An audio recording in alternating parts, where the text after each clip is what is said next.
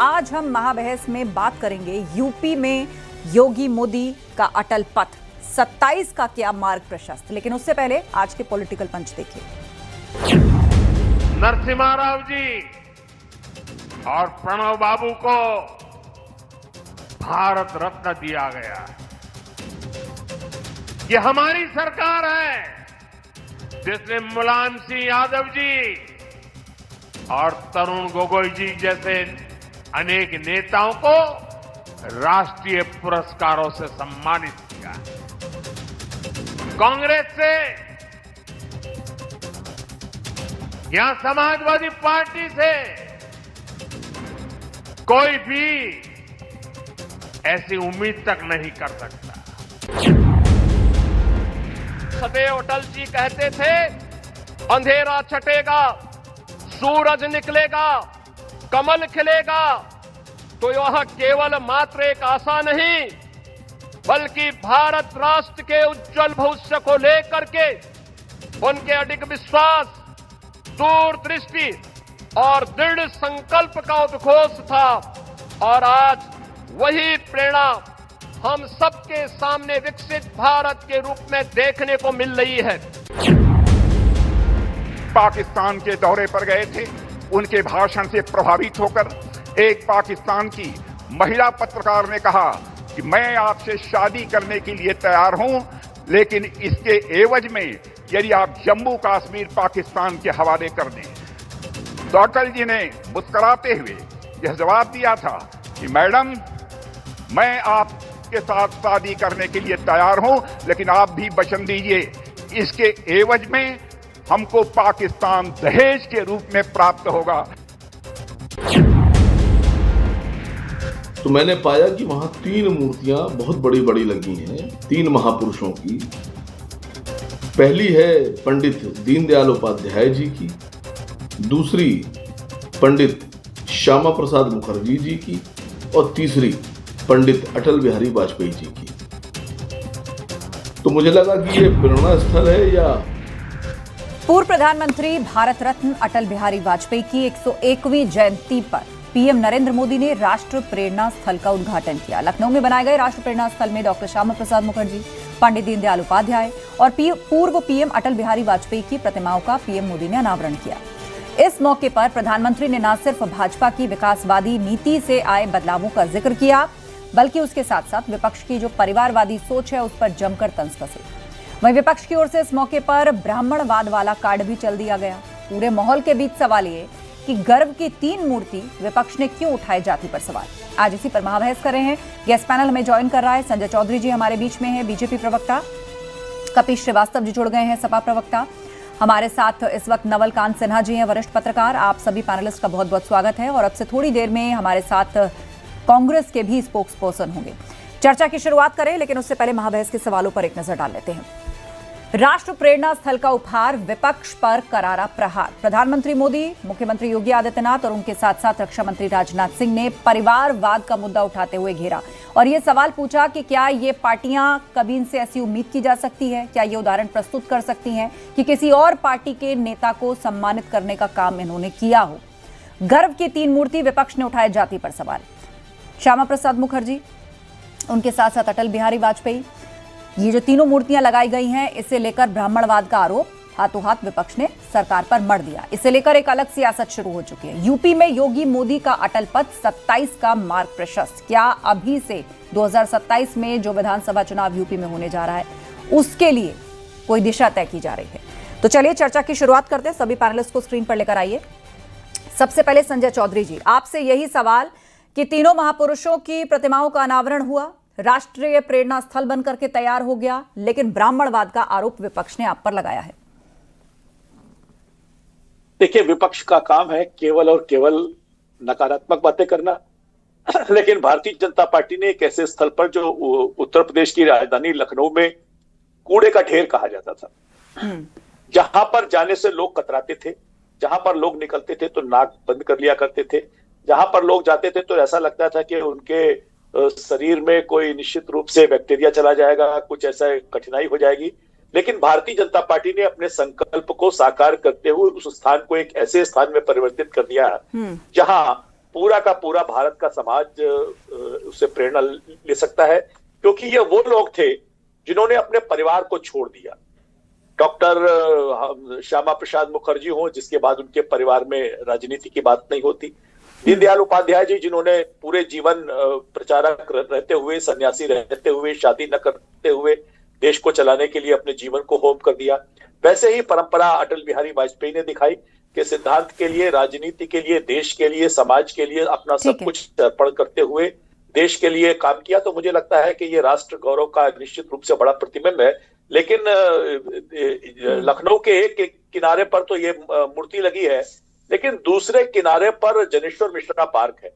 लेकिन जब जनेश्वर मिश्रा पार्क बन रहा था तो क्या किसी ने ये कहा था कि इसमें किसी ब्राह्मण की मूर्ति लग रही है? क्योंकि हम ये मानते हैं कि जो महापुरुष है उसके विचार जीवंत तो होने चाहिए, उसके विचार देश के लिए होने चाहिए, परिवार के लिए नहीं होने चाहिए। तो निश्चित रूप से ऐसी त्रिमूर्ति जिन्होंने परिवार की राजनीति को त्यागते हुए देश की राजनीति में बड़ी लंबी लकीर खींच दी और राष्ट्र प्रेम के आधार पर, न केवल सैद्धांतिक आधार पर वरन राजनीतिक आधार पर भी भारत को उच्च स्तर पर ले जाने में, मतलब जाति धर्म से ऊपर उठकर विकासवादी सोच, इसको आप एक्सप्लेन करने की कोशिश कर रहे हैं। हमारे साथ कपिल श्रीवास्तव जी हैं, सपा प्रवक्ता। कपिल जी, आज प्रधानमंत्री मोदी ने निशाना साधा कांग्रेस पर भी, समाजवादी पार्टी पर भी, और उन्होंने नाम लिया पीवी नरसिम्हा राव का, उन्होंने नाम लिया नेताजी मुलायम सिंह यादव का, उन्होंने नाम लिया प्रणब मुखर्जी का।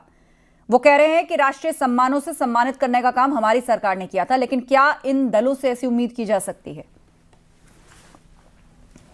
देखिए, सबसे पहली चीज तो यह है कि ये जिन व्यक्तियों के नाम पे प्रेरणा स्थल बना रहे हैं उनसे इन्होंने कोई प्रेरणा नहीं ली, क्योंकि जहां प्रेरणा स्थल पे ये खड़े थे वहां प्रेरणा लेना चाहिए था, प्रेरणा देना चाहिए था।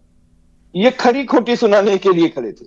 और अटल जी के आज जयंती है, पूरे देश को हम हार्दिक शुभकामनाएं, बधाइयां देते हैं और उनको सादर नमन करते हुए, विनम्र श्रद्धांजलि अर्पित करते हुए कहना चाहते हैं कि छोटे मन से कोई बड़ा नहीं होता और टूटे मन से कोई खड़ा नहीं होता। ये प्रेरणा लिया क्या आपने? आपने ये प्रेरणा लिया? लेकिन आपको ब्राह्मणवाद इसमें क्यों दिख रहा है? इसका भी तो जवाब दीजिए ना। पहले पूरी बात आ जाने, पूरी बात पहले आ जाने दीजिए। आप पूरी बात आ जाए, हम देंगे आपकी हर बात का जवाब।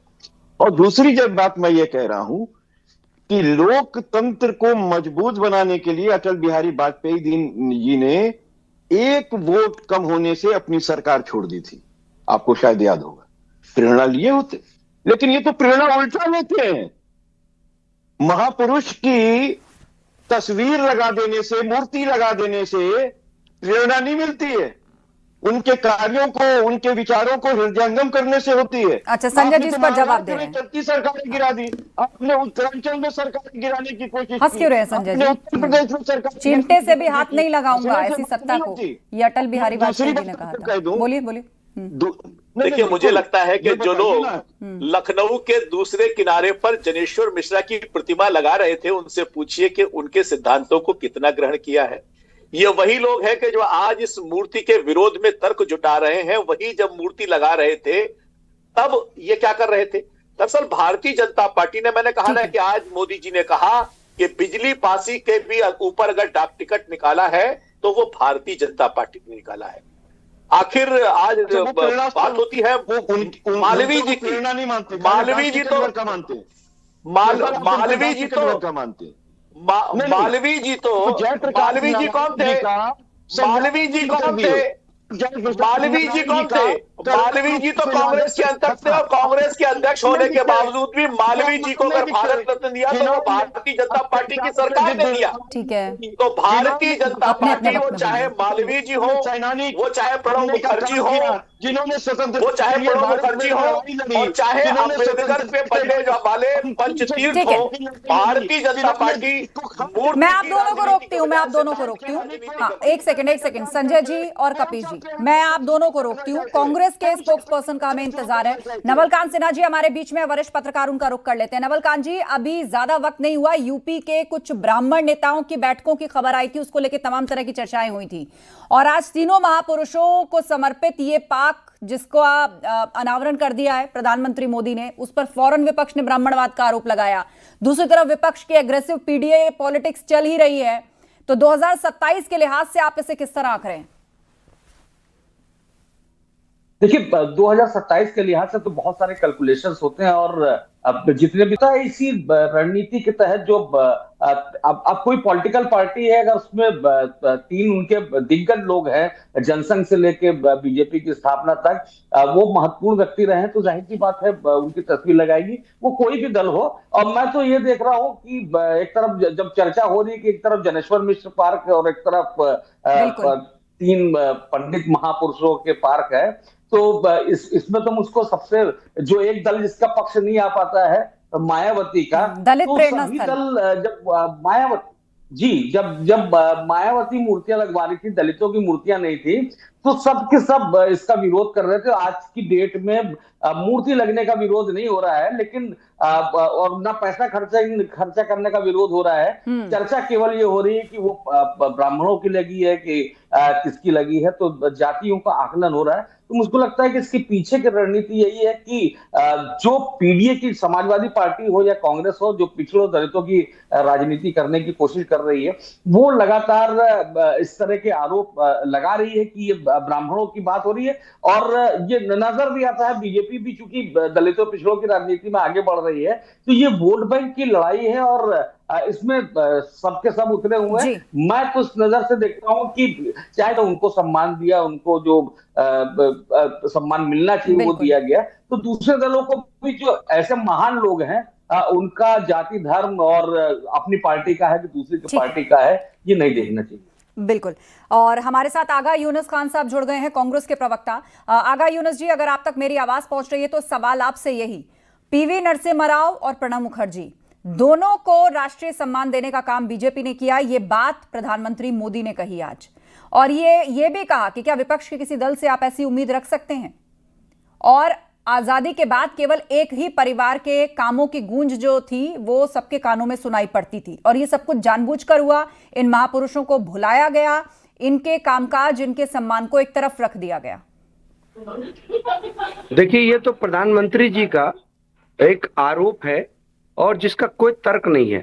प्रधानमंत्री जी वैसे कुतर्कों के लिए जाने जाते हैं।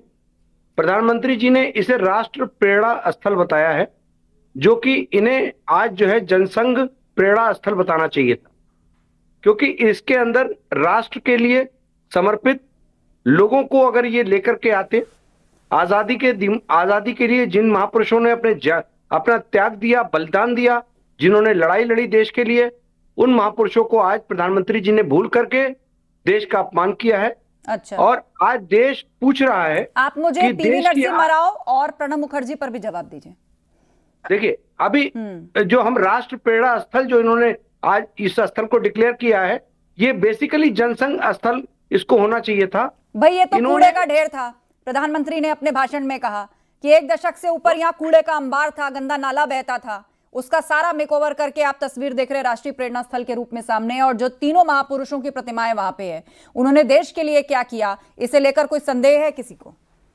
देखिए, राष्ट्र नहीं, आजादी के लिए अगर बात करें उस समय के, अगर इन्होंने श्यामा प्रसाद मुखर्जी की बात करें, तो श्यामा प्रसाद मुखर्जी ने तो मुस्लिम लीग के साथ मिलकर सत्ता बनाई, वो उस सरकार में मंत्री रहे।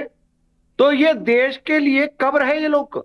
अगर आप कहें आजादी के संग्राम में इन लोगों ने हिस्सा नहीं लिया, इन लोगों ने अंग्रेजों का साथ दिया, तो आजादी के महानायक कहां से कहलाएंगे?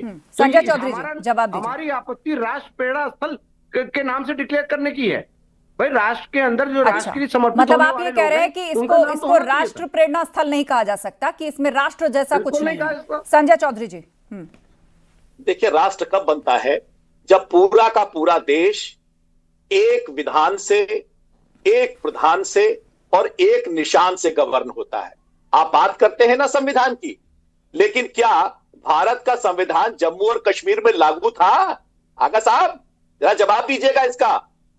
जम्मू कश्मीर में धारा 370 के कारण भारत का संविधान लागू नहीं था, वहां दलितों को, पिछड़ों को आरक्षण का लाभ नहीं था। ये बताइए, भारत का संविधान अगर जम्मू कश्मीर में लागू नहीं था और जम्मू कश्मीर में भारत का संविधान लागू कराने के लिए श्यामा प्रसाद मुखर्जी ने अपना बलिदान दिया, तो क्या राष्ट्र इससे प्रेरणा नहीं लेगा? निश्चित रूप से लेगा। अंग बनाने के लिए देश जो है वो राष्ट्र है, राष्ट्र है, राष्ट्र है, राष्ट्र है।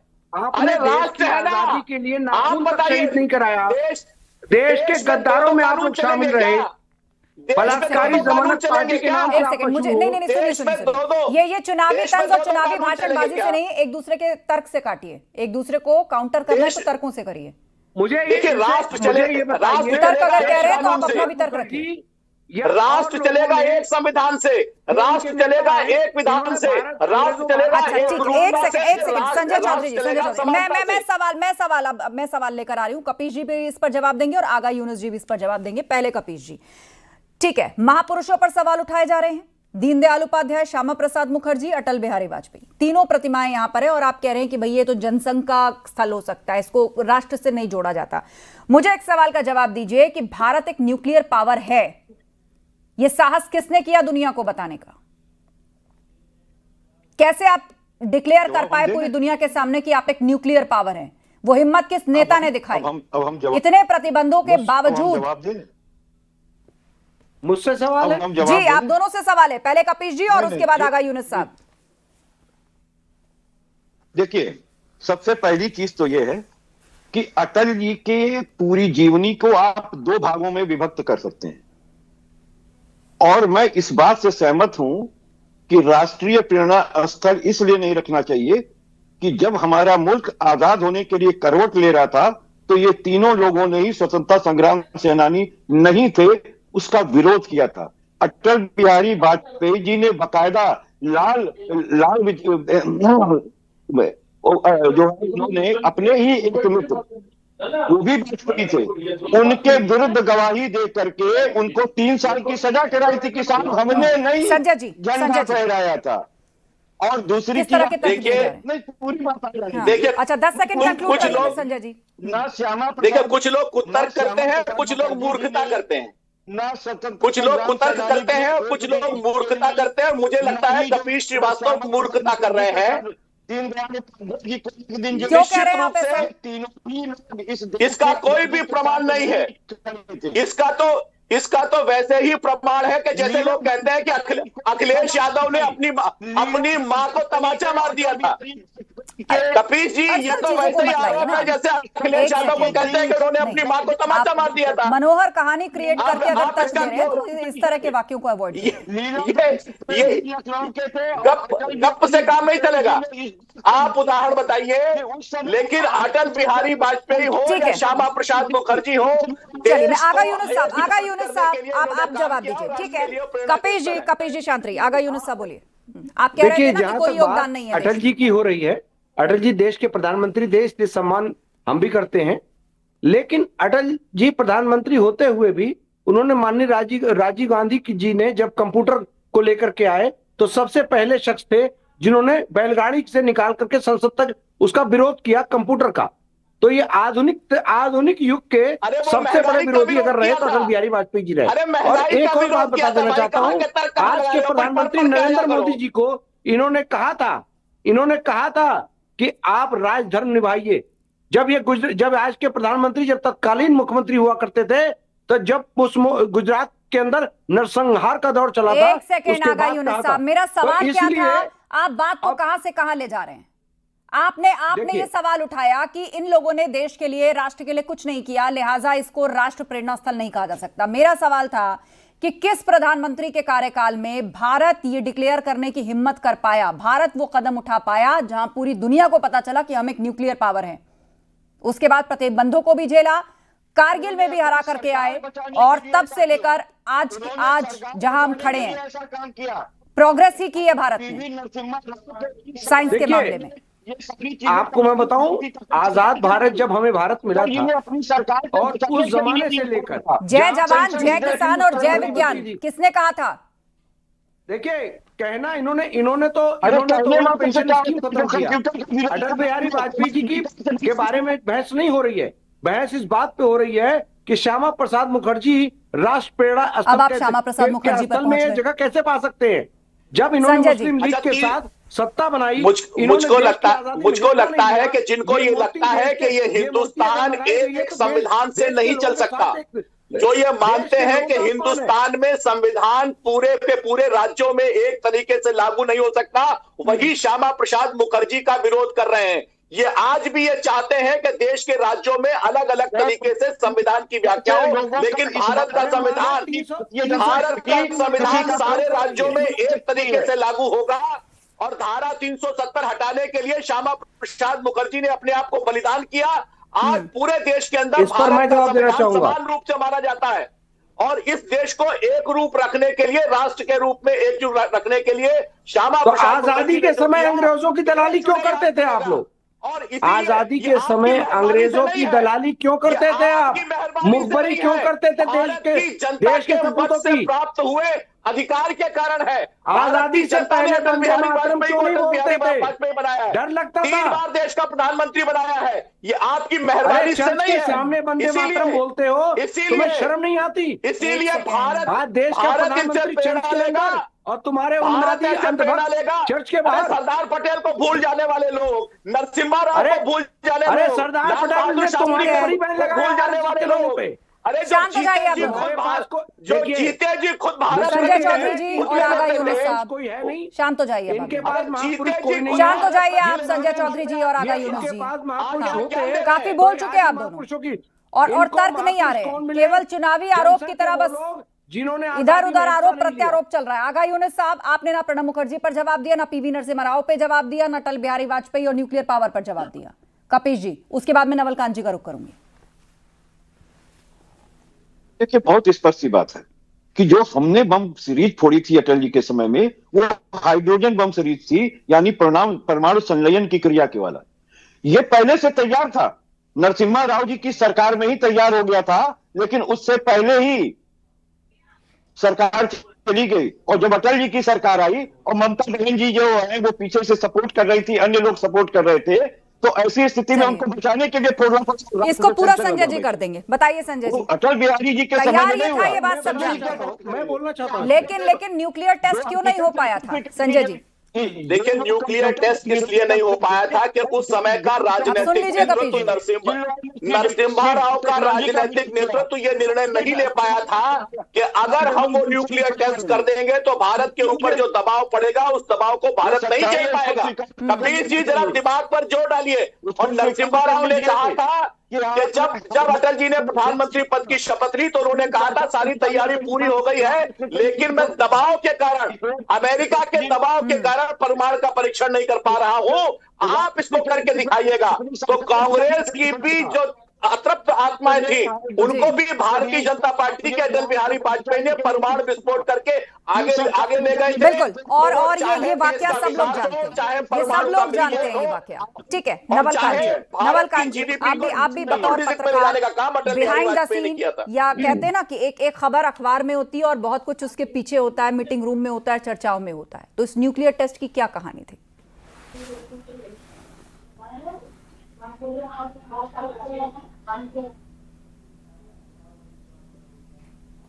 आप तक आवाज पहुंच रही नवल कांत जी? हाँ, आवाज आ रही, कुछ ब्रेक हो गई, बोलिए। जी जी, ये जो न्यूक्लियर परीक्षण की बात है, जो अटल बिहारी वाजपेयी जब प्रधानमंत्री थे और भारत ने किया था, उसके बाद तमाम प्रतिबंध भारत को झेलने पड़े, लेकिन वो उसके पीछे की जो पूरी पटकथा है वो सभी जानते हैं। और कपिश जी जिक्र भी कर रहे थे कि वो बंद तो नरसिम्हा राव जी के समय में गया था, लेकिन उसको टेस्ट करने की हिम्मत सरकार नहीं कर पा रही थी। और जब सरकार गई तो ये चीज पर्सनली कही नरसिम्हा राव ने अटल बिहारी वाजपेयी से कि भाई हम नहीं कर पाए अमेरिका के प्रतिबंध के डर के कारण, पर इसे आप कर सकते हैं, और फिर वो हुआ। देखिए, नरसिम्हा राव के समय से नहीं, इससे बहुत पहले से ये तकनीक भारत के वैज्ञानिकों ने, और भारत के वैज्ञानिक दुनिया के किसी भी वैज्ञानिकों से कम नहीं है, वो तकनीक बहुत पहले से हासिल कर ली थी। लेकिन ये सच है कि ये हिम्मत कांग्रेस की जो सरकारें रही वो ये जुटा नहीं पाई, और ये बीजेपी के समय में हुआ, अटल जी के समय में हुआ। और सबसे महत्वपूर्ण ये है कि अटल जी उस समय जिस सरकार को चला रहे थे, आज की तरह की जैसे मोदी जी के 2 टर्म की सरकार थी, तीसरी थोड़ी बहुत सीटें कम है, उस समय एक भारी भरकम गठबंधन की सरकार थी। तो उस गठबंधन के दबाव को भी झेलना, प्लस अंतर्राष्ट्रीय जो प्रतिबंध लगे थे उसको भी झेलना, उसके लिए मूड बनाना, रहे भारत के ऊपर आगे काम करना, ये बहुत छोटा। आज की डेट में भारत कई जगह हिम्मत करके आगे बढ़ जाता है। आज भारत बहुत ताकतवर हो गया है, उस दौर में ऐसी क्षमता नहीं थी भारत की। लेकिन ऐसी स्थिति में अटल जी ने जो निर्णय लिया वो वाकई काबिले तारीफ है। ठीक है कपीश जी, उसके बाद फाइनल कमेंट संजय जी। क्या लें? देखिए, एपीजे अब्दुल कलाम साहब ने अपनी एक किताब लिखी है और उसके अंदर ये पूरी प्रक्रिया कैसे क्या हुआ वो लिखा हुआ, सभी पढ़ सकते हैं। मैं कोई अलग से आपको जानकारी नहीं दे रहा हूं। कलाम साहब स्वयं पीवी नरसिम्हा राव साहब के साथ अटल बिहारी जी के पास गए थे और सिर्फ इसी के लिए वहां पे ये बात रखी गई कि देखिए, जब इनके समय में परमाणु जो हाइड्रोजन बम सीरीज था उसका जो है वो परीक्षण लैब के अंदर किया जा चुका था और उसको करना था, लेकिन उस समय पोखरण के अंदर जब काम शुरू हुआ तो किस क्लियरेंस परमाणु वाले नहीं दे पाए और उसके समय खत्म हो रहा है। Sanjay ji final comment. अटल जी से नहीं, सुन लीजिए, अटल जी से कहने के लिए पीवी नरसिम्हा राव थे। नहीं, इस बात से कोई इनकार नहीं कर रहा ना कि वो पावर तैयार थी, लेकिन उसको टेस्ट नहीं कर पा रही थी सरकार, क्योंकि टेस्ट करते पूरी दुनिया को पता चल जाता। संजय चौधरी जी, प्रतिबंध लग जाते। देखिए, कपीश जी इसे मिस कोट और ये भी सवाल उठाए गए थे कि कहीं चुपचाप सीटीबीटी पर हस्ताक्षर न करा इंडिया। कपीश जी से मिसकोट कर रहे हैं। कलाम जी ने अपने किताब में इस घटना का कोई जिक्र नहीं किया है। मैं कपीश जी को चुनौती देता हूं, कलाम ने अपनी पुस्तक में इस घटना का कोई जिक्र नहीं किया है। ये गलत मिसकोट कर रहे हैं ये। और अटल जी का सारा महापुरुषों की प्रतिमाओं का अनावरण हुआ, राष्ट्र प्रेरणा स्थल बनकर तैयार हुआ, लेकिन इसके ऊपर सियासी बहस जो है वो लगातार जारी है और गहमागहमी बढ़ती जा रही है। आप सभी का धन्यवाद। वक्त का तकाजा है, मुझे शो फिलहाल वाइंड अप करना है। और उस मौके पर पीएम मोदी ने न सिर्फ भाजपा की विकासवादी नीति से आए बदलावों का जिक्र किया, बल्कि विपक्ष की परिवारवादी सोच पर जमकर तंज भी कसा। महाबहस में इतना ही। खबरें जारी हैं, आप बने रहिए हमारे साथ।